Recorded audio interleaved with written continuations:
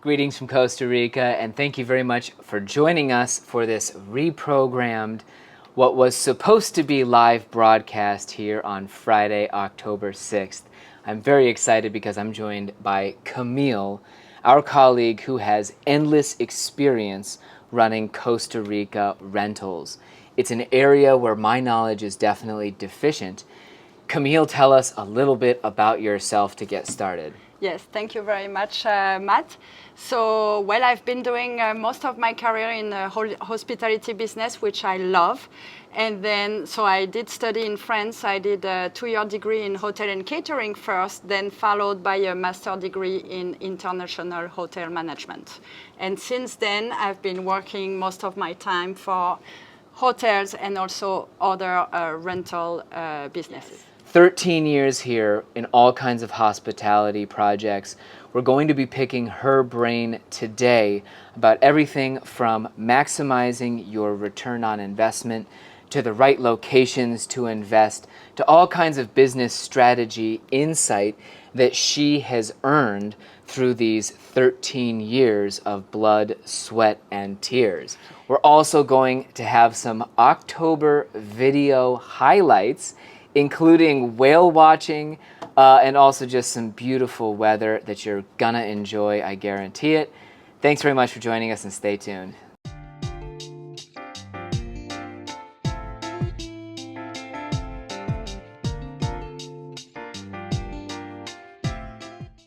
Our topic today for this Costa Rica Real Estate Forum number 27 is Costa Rica rentals. Yes. Camille has profound experience running all kinds of rentals. And in fact, you are currently the owner-operator of a couple rentals, one of which we're sitting in front of. Yes, absolutely, Matt. So welcome here to our brand new 2-bedroom, 2-bath and pool house located in Playa Negra, 15 minutes walking to the beach with jungle surroundings, on which lot we also decided to do a more rustic accommodation, which is a wooden cabin with 2 bedroom and 2 bathrooms. Awesome. So she's not just talking, hypothetically. She is in this world running rentals here, and she knows the business's ups and downs. And let's start out with a question I wanted to ask you, really about what do you see as the most common pitfalls for people who are looking to invest in Costa Rica? What are the wrong steps that people might take more often in your experience?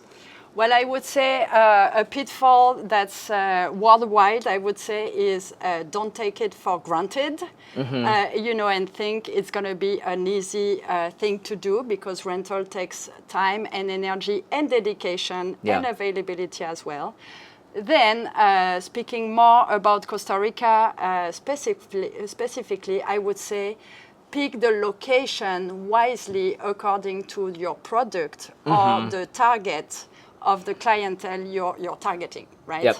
And also, one of the things that is very important here and everywhere really is the right price for what you're offering. Absolutely. I see a lot of people who have that inflated sense of the value that they should be charging per night in their Airbnb property or rental in general.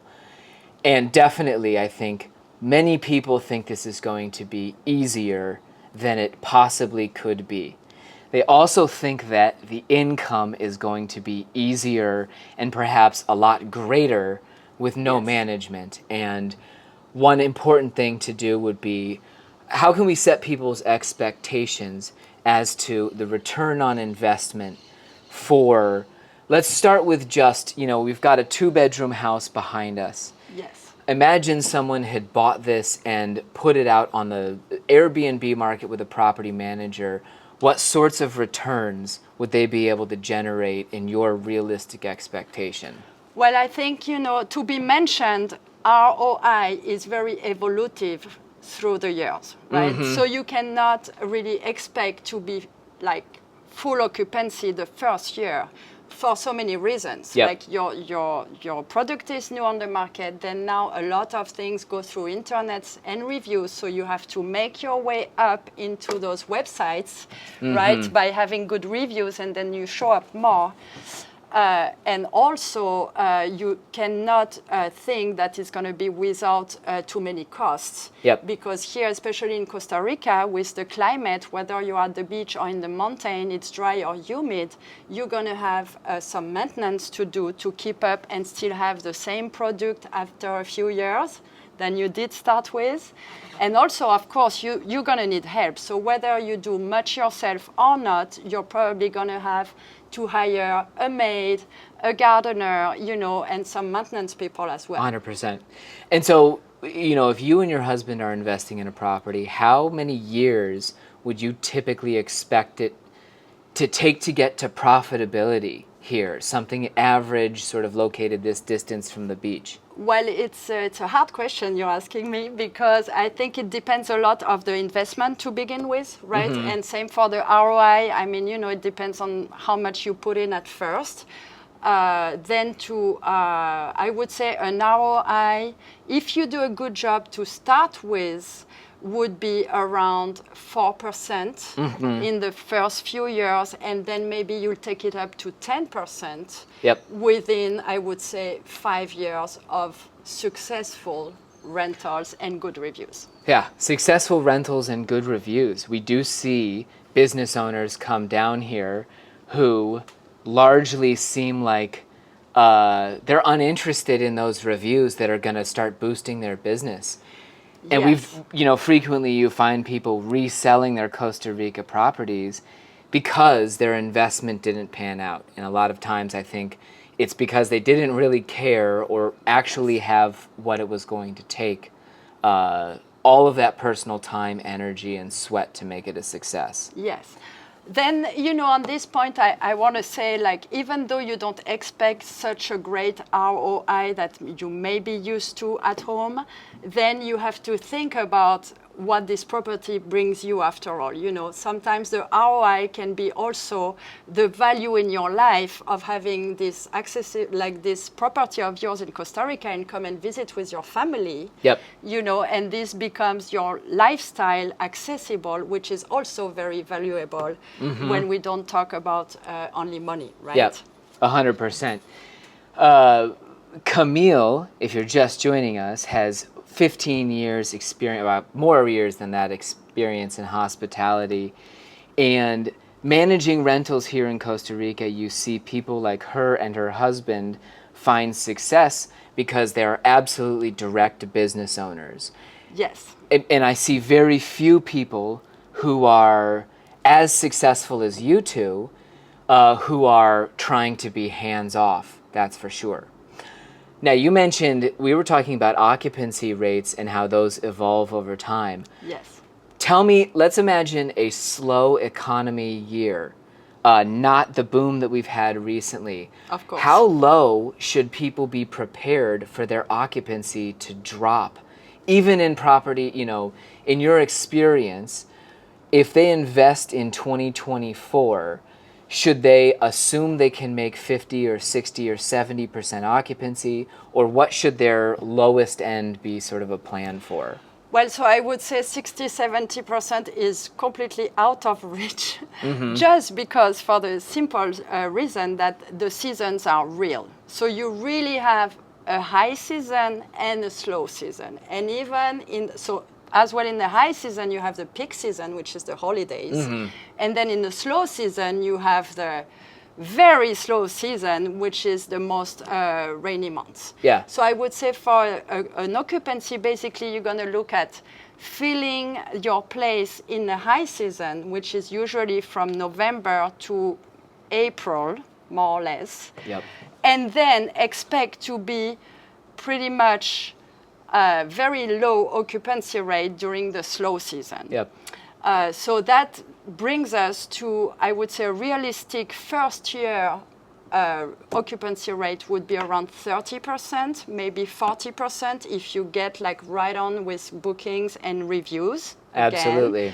And then you can evolve. Like in my previous project, we had 2 cabins, and then we reached up to 70-80% after 5 years of occupancy. Yeah, that's absolutely an important picture to paint. Your first year, you will get those high season rentals from Christmas through Easter. Yes. But the seasonality of our market is extreme, and there are times of year when you see no one around. I mean, we're trying to find a place to eat lunch today, and we only have one option because businesses are closed. The October low season, I mean, you wouldn't plan on any of your homes being rented. No, but then, you can get, you have a few tips which I'm going to share with you today as well, taking advantage and looking at what's happening in the world, Like, for instance, now you have those remote workers, Yep. which are a new clientele which didn't exist before. And before, we used to have such a low internet connection here. Yep. In Playa Negra, for instance, that it was not possible to host these people. So what you can do in the slow season, my tips would be to consider doing discounts according to the length of stay. So eventually you get people stay for a month. I just have people coming here and there for a month in October. Okay. So it's, so that's a good way. And also never negligate.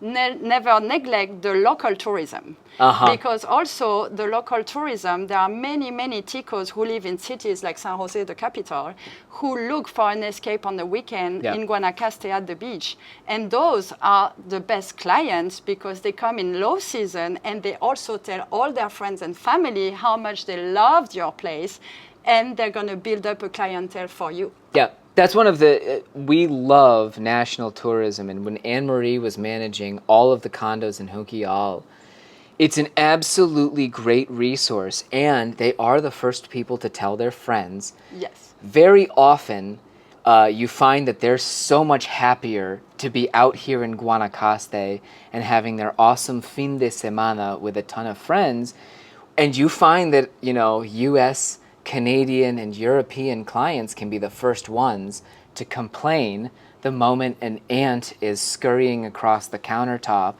or anything goes wrong at an Airbnb. So do focus on garnering that Tico business.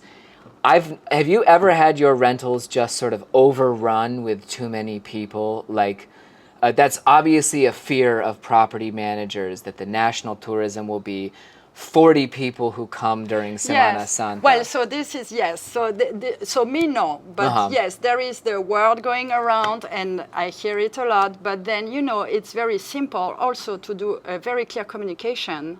Like Semana Santa is very well known for being Easter, and then people rent a 4-people house and they show up there 10 people, and make it very clear straight ahead at the booking that this house is only for 4 people, and then if they want to host more people, then they should be looking somewhere else. Yeah, and Ticos then say that's fine.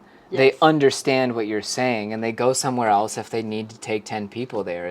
Yes. Anyway, they're a great source of business, and especially boosting that low season occupancy. Yes. They can be absolutely critical. Now, I have a ton of clients who write to me and say, we're interested in investing in Costa Rica, and we just have to get into Tamarindo because it's the hottest market out there. In your experience, can business owners make profitable investments outside of these tourism hubs? Yes, absolutely. I mean, we're here in Playa Negra, which is half an hour from Tamarindo. The road used to be a dirt road until not so long ago. I would say, for any hospitality-related business, the location is very important according to your product. So you don't necessarily have to be beachfront. You don't necessarily want to be in the most touristy area because that means you have way more competency as well. Yep. So there are way more inventory for people to shop around. And also, for the example of Costa Rica, you have so many beautiful mountains and the volcano and the lake, or some very, very specific activities that you could be very successful in. Mm-hmm. Absolutely. And you see business owners in these smaller communities who are able to just grow their niche following. Yes. And in year 2, they already have some return customers by year 5, by year 8, and by year 10, they're booked on people who just love their business and love their product because it's a good match. Yes. We will play a short video walking around Camille's project here, which is a perfect example of one of the 5 million charming, well-run places in Costa Rica that don't have a huge brand name attached to them, where really you can find something special at a lot more reasonable of a rate than those big box chains or, you know, fancy hotels in Tamarindo. Yes. Give us a quick overview. So you've got your house is one of the most popular, I think, layouts. The 2-bedroom. This is 2-bedroom, 2-bath here. Yes. You have 2 huge suites with huge beds. I know, or specifically a king bed in the master that you have to have these days in your rental property. Yes. What sorts of rates do you get for this property and then your more rustic cabin, just to give some ideas as to what people can expect? Well, so first of all, when you talk about rates, you can very easily nowadays do your little own market study. So basically what you do, you pick the location you're in, very important, Yep. right? Like I'm not going to put Tamarindo when I do my market study in Playa Negra. Look around, look at very similar products, so pool, no pool, how many bedrooms, how many bathrooms, and how many people Yep. you can accommodate, and then set your price. Our take with my husband through the years, we've learned that we would rather have a better occupancy rate than charging more per night. So this is our own, way to manage it. So for example, here we rent for 2 people this house, so 2-bedroom with a pool, walking distance to the beach at $150 a night in the high season, and then we drop it to $100 per night in the slow season. Yep. When our rustic cabin, which is more of a backpackers, I want to say, feel and more like Guanacaste rustic experience, which is 2 bedroom and 1 bath with no pool and a little outdoor kitchen, then we're looking at about $100 a night in the high season, and then we drop it to about $80 a night in the slow season. Wow, 180, and you're still in a 2-bedroom over there. Yes. Do you let those people use this pool or no? No. Well, so what Separate. part of the value too of Yeah, this place absolutely. is that you get your own pool, right? Yep. Like also some people don't like to share amenities. No. So you want to think really like if it was for you, like always put your place in the client's shoes and think about, okay, so if I rent a 2-bedroom, do I need 2 bathrooms like we decided we do? Yeah. For the most clients. Totally. And then, for example, in one of the bedrooms, we've put twin beds that you can make into a queen bed, Yep. a king bed. So then you can have either 2 couples very comfortable or also 1 couple and kids. Yeah, absolutely. So the layout is very important as well to think through like The diversity of and groups. being able to host many different types of groups coming. But, talking to you, making $150 a night for a 2-bedroom, I think it's important for people out there to understand if Camille and Pascal are managing their property directly, they're saving a huge cost structure through property management themselves that you as an end consumer would have to pay. Yes. You're talking typically a 20% commission for your property manager, a flat monthly fee that would be $200 or $300. And generally speaking, your property manager is also subcontracting every bit of work that needs to happen at the house. They're charging up on those line item services, and pretty soon your $150 a night between taxes, management, and everything really evaporates, and you're ending up with a nightly net income that's below $50 or fewer dollars. Yes. So people have to think long and hard, and especially, you mentioned people sort of jumping into this. I do see a lot of people who imagine it romantically. I want to have my house and rent out my little guest house for a little bit of income in this sort of bougie dream of not having to work and have someone else just pay into your pocket. Does that exist? Well, I think That's a very good question again, Matt. I think this is possible if you have in mind that you're gonna only cover your costs. Right? So then that becomes, like, to me, the way I see it is that you have your house, you rent out your casita, and then your casita, well, first of all, you're probably going to work to have it rented. But then at the end of the day, without all the costs deducted, then you'll be able to live here for free and, like, cover all your costs, but not necessarily make a living out of the casita. Yeah, that's the dream. Have something that pays your costs so that when you're sitting on your pool deck, you have the satisfaction of not having to pay to be there.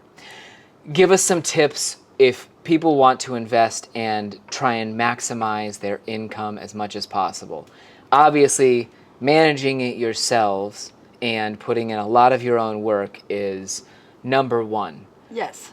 Well, so then you wanna try to maximize your occupancy, of course, and your income first, and then you're gonna try to reduce your costs.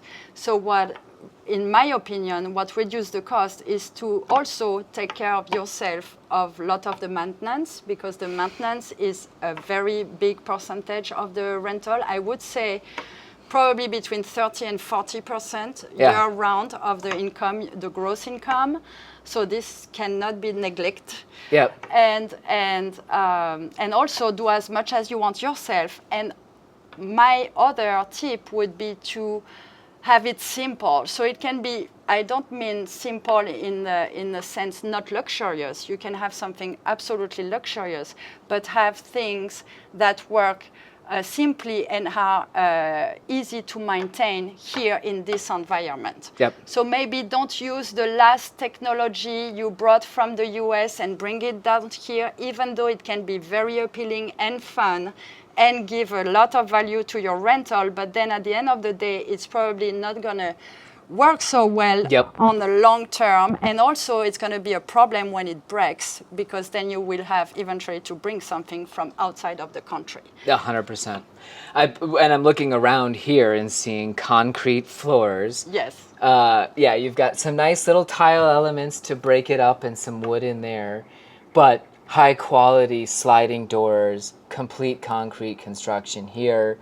Over there, you've got solid wood construction that looks like people could beat up that little cabin a little bit and it really wouldn't suffer, any worse for the wear. Yes, exactly. And you can see the functionality everywhere. This beautiful porch here that you could hose off, pressure wash down, very easy to clean, surfaces everywhere. And you also did a great job creating your landscaped areas, but leaving a lot of the property sort of just to that semi-forest kind of park look. That's beautiful. Yes, that's very important too. Gardening is a big one in Guanacaste. So then we invested in this beautiful lot, which is almost 2 acres. But then, of course, I love gardening, but there is no way I could landscape the whole thing. So we did choose to landscape just around the house. So then you have those beautiful flowers and coconut trees, but then leave the forest be, for the most of the properties. Yep. And also, very important to be mentioned when you talk about hospitality, don't forget the basics. Like for me, the most important things is that you have a very clean property at all times. The clean is the basics. And also good bedding, right? So very important, the bedding, because you want to sleep and you want to be in a clean environment. And then after, if you have a pool, well, you just, have your pool and a pool person, which adds some value, but then maybe don't go into the very specific maintenance pool system, this kind of things. And also never forget what you would like to find when you go and travel somewhere and just put it in your house. That's what we did. We decided to do a house, so then we have a kitchen, which is also a good tip here in Costa Rica because it's become quite expensive to eat out, especially if you have a whole family and you stay 2 weeks. So a kitchen comes handy to everybody, so just make sure you have the basics in the kitchen so they can actually cook meals. Now let's talk about, we've been focused exclusively on sort of single rental properties so far. how do the rental returns and opportunities look when people are ready to invest in bigger opportunities like businesses? Yes. Well, I think, it's very important to mention that now we call all rentals Airbnbs, but Airbnbs is, I think, 10 years at last. So then, don't forget that also, well, now the Airbnb has turned more into a house with a key box with no service, which is totally fine. But also don't forget that you have great opportunities in the more on the business side, in hotels with a real service, which many people really appreciate. With meals as well, so Yep. then people don't have to cook if they don't want to. And also some other things to be explored, especially here in Costa Rica, because the environment really is good for it, is retreats. So it could be surfing retreats, healing retreats, all these kind of businesses, which are at the end very profitable too, when you run it well, once again. Absolutely, when you run it well. But that to me is, if for people who are seeking ROI and absolutely won't tolerate just 2 or 3% owning a condo or a house, yes, retreat centers, multi-unit places where you're not just selling a room and a bed and a kitchenette, but you're selling an experience, a week Yes. of life transformation, Yes. a week of surf instruction. Those are the sorts of things where you can package a huge value-added product together Yes, and absolutely. make some serious cash. Yes, well, and also for hospitality, like for me, it comes with service. So when you offer all these services, those are also income sources. Like Yeah. you're gonna sell activities and offer a package with meals, activities, transportation, which gonna add up. And on these ones, besides the meals, then you won't have much cost. Yep. Now, how much, for example, if I wanted to pick up a business in a tourism area, how much does it cost me these days to find a little B&B for sale somewhere in Tamarindo or Playa Grande? Well, we have, for example, we have this great unique glamping hotel in Playa Grande, which is a 10 units, absolutely unique and beautiful because it's made of not only tents, but also wooden casitas with the pool and running as a hotel, which could be a wonderful retreat place as well. Then you're looking probably not less than $700,000, I would say, to Yep. have this kind of, I would say from 6 units and above. Yep. And then, of course, you can go way more luxurious and go to a few millions if you want. Absolutely. Right? Because we have treasures here in the area. Now, $700,000, how much gross income would a business like that be able to generate? Or is it not currently really set up to generate? Well, so always in Costa Rica, you have to look also and think about all these people who did this kind of businesses in hospitality and did not do the best job at managing it, so income-wise and cost-wise. So it's always like, I know it's important to look at numbers, when you're buying a business that it's running, but also never forget that you are going to make your own numbers as well. That's where I think that it's a key message for Yes. anybody investing in that. You're rarely going to find anybody in Costa Rica selling a valuable business that has a great funnel of its own at a reasonable price. If they have a brand and if they have recognition and if they have proven numbers on their books, then they're going to value their business at an order of magnitude higher than some of the businesses you see where people have, quite frankly, either burned out or they just didn't realize their vision for one of a million reasons. Yes, or never did any accounting too and have no numbers Yeah. to show. But very much to me, the opportunity is always what you can make of it. And the people out there who could make huge ROI on these sorts of properties are going to be those influencers who have a yoga following of 30 people who are going to, already want to come to their retreats. Or it could be chefs. It could be all kinds of people who know how to put together a business and build a following. But the opportunities are very ripe for those personalities. Yes. And well, to answer your question, I think, if you're looking at around 10 bedrooms unit, which is about $700, $800, or $900,000, you're gonna probably looking at $100,000 gross income per year, and then take it from there and see your net income. Yep. How can you make it better, and how can you make your gross income better by being inventive too? Like, for me, the multi-possibility property is great too, because then you could do, maybe in some places, like Kiki in Playa Avellanas, my cherished fixer-upper in Playa Avellanas, which I love, is a 5-bedroom where you could do either a retreat center, you could do a boutique hotel, you could do long-term rental, you could Digital do short-term nomads would be rental. super happy there. Exactly. So also always look at the product and all the possibilities that this product offers. Yeah. Because then, depending on the season, you may be changing hats. Yeah, absolutely. And allow your business to be more successful. 100%. And I think those, you see many people here who are willing to be flexible, and they can absolutely thrive. There are hotels that have started up in Little Playa Junquillal or in Playa Avellanas or in even more remote corners of Costa Rica, and they can become ultra successful. I mean, look at La Carolina Lodge in Bijagua. Yes. Bijagua, that would have never been a tourist attraction until somebody started the perfect eco lodge that takes advantage of the surrounding countryside. So it took those people a ton of money, a ton of sweat, and a ton of effort. Yes, and consistency.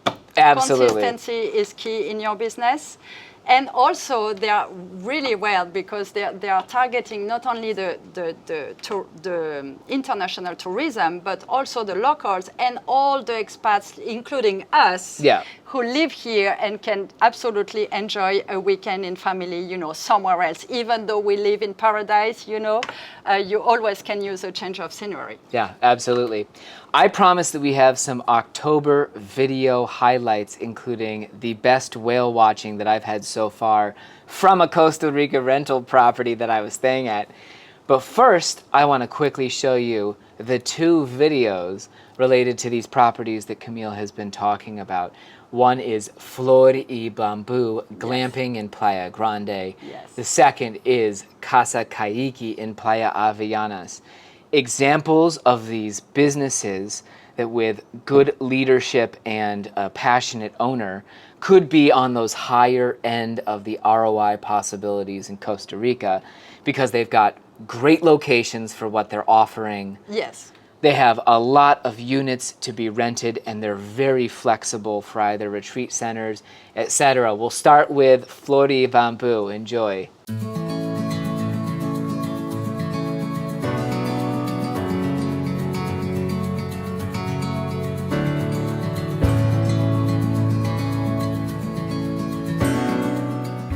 Hello everyone, welcome to Flor y Bambú Glamping Hotel in Playa Grande in Guanacaste. My name is Camille, and I work as a real estate agent for Coldwell Banker Pacific Realty.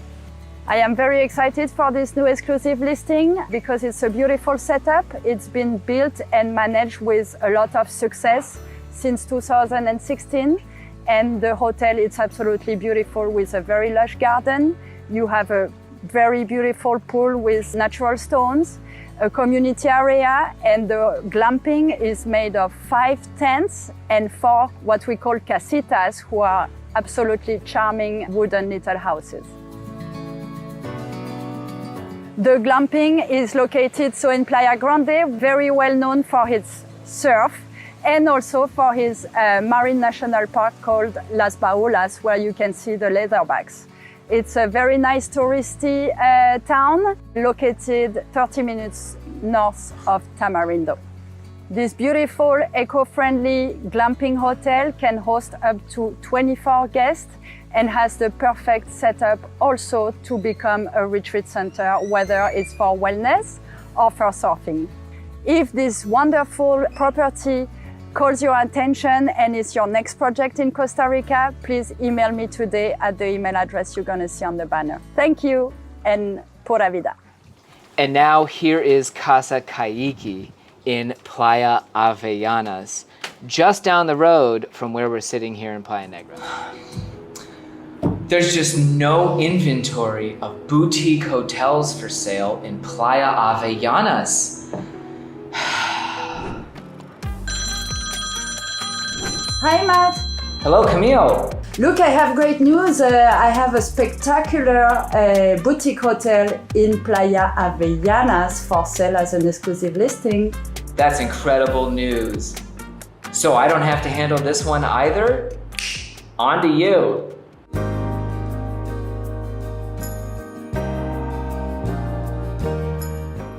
Welcome to Casa Kiki. This is probably the best location you can find in Playa Avellanas. Why? Because you're tucked in a little street off the main road and 15 minutes walking to this gorgeous beach. And cherry on the cake, you're also walking distance to the best eateries in town. Casa Kiki is one of the most beautiful properties in Avellanas, with almost 4,000 square meters of land, with mature trees, as you can see, many fruit trees, and look how green it is right now, even though we are like in the driest part of the year. The layout of the property has been very well thought. Not only you have these two separate buildings, but also you have a little guardhouse at the entrance where the gate is, a nice parking lot, and as a matter of fact, now we do have a jungle gym as well for whoever wants to exercise in the jungle with the monkeys. In Casa Kiki, you have two buildings. So one building with a kitchen and 3 bedrooms and bathrooms. And in the other building, you have 2 bedrooms, 2 bathrooms, and also 1 kitchen.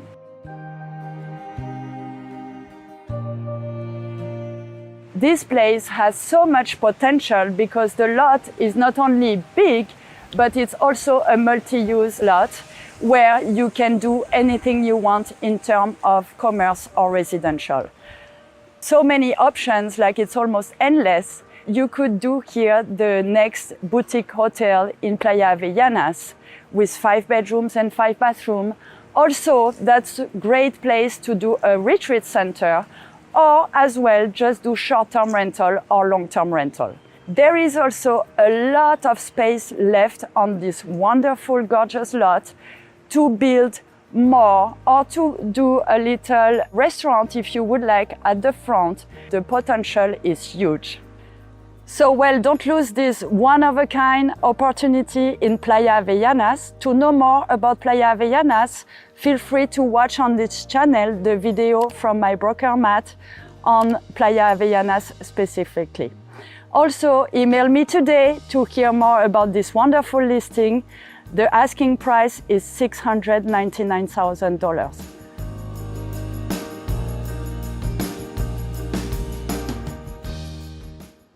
And finally, folks, I wanted to wrap up with something that was an absolute huge highlight for me. So first of all, October is typically an absolutely miserable month, and I wanted to show a clip from this morning at the beach, just to give an example of how the sun does peek through, how things are beautiful. Before that, though, my family was recently lucky to be staying at an ocean view party rental here on the coast in Costa Rica. We're gonna be talking about the location of that party house and why it is important to the future of Costa Rica, Matt, in future episodes. But first, enjoy the most spectacular whale watching that I've had in Costa Rica in my 15 years here. Camille, thanks so much for being on the show today. I appreciate it. Thank you so much, Matt. Adios. Enjoy the whales. Pura vida.